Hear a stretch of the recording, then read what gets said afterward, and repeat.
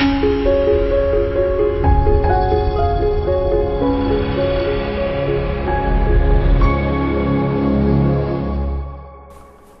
in this video I'm going to talk a little bit about some tips that you can use in your interview to gain that pharmaceutical sales position that you're looking for.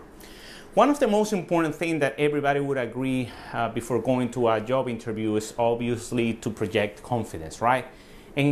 But if it's something new for us and it's a position that we've been trying to really get, it's really hard to develop that confidence from one day to the other. I know that because I went through that process.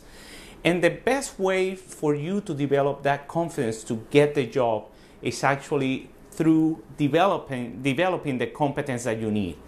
And there are two ways that you can develop that competence. One is to do what I did at the beginning, and it's basically with practice, paying the price with expensive mistakes like I did. I remember the first time I got my first phone screening, I picked up the phone and I was talking to the recruiter, and my answers were so bad that the recruiter hung up the call. I mean, didn't even finish the call and, let me hang it there because it was horrible. I mean, and unfortunately, that's probably not the best way, but, it's effective. Learn from your own mistakes, build. I kept going. I didn't stop on that. I kept interviewing. And, with time, I started to notice that the questions were all kind of the same, with certain variations here and there, but the questions, behavioral questions and all of that the recruiters and the hiring managers were doing in the process, they're very similar.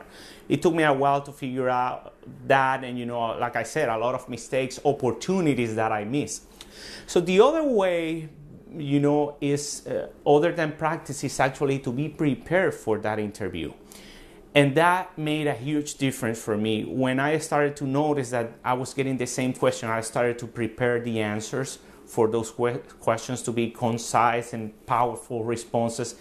And the game changed for me because, now I didn't have to come up with the answer in the spot, or trying to improvise the answer. You can do it, but it's not ideal. When I started to develop those answers and prepare myself for those questions, I realized that even when they would come up with a question that was a little bit different, I could adapt what I already had prepared to cause a great impression in the interview. And that's why, in the training videos that I prepare, I included, my collection, of the most commonly asked questions during the interview process in pharmaceutical sales. So you can have that and actually dedicate some time to get those answers for yourself, like customize it based on your experience. So when those questions come, you are prepared and you don't have to go through what I went through. So I really hope this can help you. And if you have any questions, just drop me a line and visit my website, because I'm going to be adding some more resources to help you to get that pharmaceutical sales job. Good luck.